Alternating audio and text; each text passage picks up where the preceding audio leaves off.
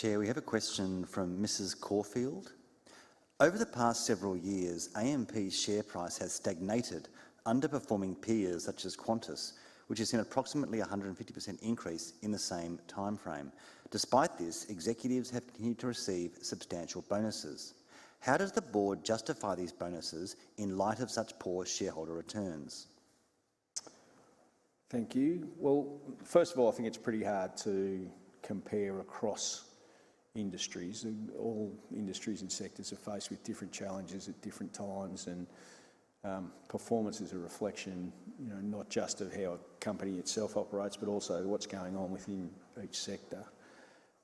Having said that, the bonuses and LTIs that have been granted through the period have all been granted in line with, in the case of the LTIs,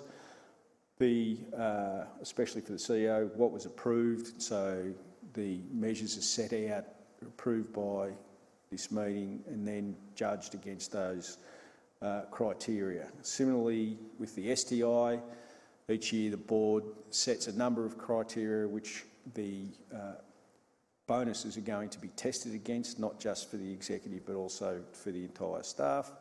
And the achievement of those criteria or not dictates the amount of bonus, subject to any board discretion that might be exercised.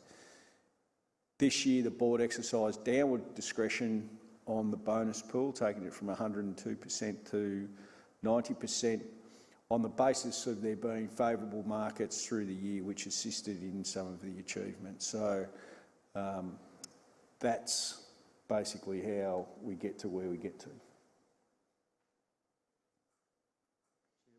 A range of questions submitted pre-meeting. Is executive remuneration linked to the share price performance? How can shareholders approve the REM report and the CEO's LTI, given where the share price is today? So the simple answer to that, and perhaps I might ask the chair of the REM committee to run through the exact things, but yes, it is linked to the share price performance, and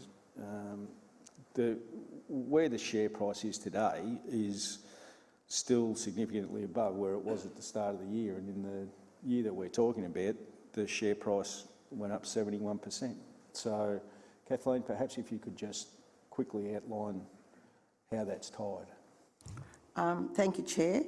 Thank you for the question. The design of the REM framework is indeed one of its principles is to be tied to shareholder experience, and specifically even the short-term incentive, the way it is paid is 40% of the achievement is deferred into shares. Clearly, then, that is directly aligned with shareholders. In terms of the long-term incentive, 70% of the performance measures are also linked to shareholder experience. The relative TSR is a robust measure of AMP's financial performance and return for shareholders relative to other companies, so that's a very direct link. And in the year that we've been in, the other half was the EPS, so earnings per share, which provides an appropriate proxy for measuring intrinsic long-term shareholder value creation, so that also aligns management outcomes to shareholder experience. Thank you, Mike. Thanks, Kathleen.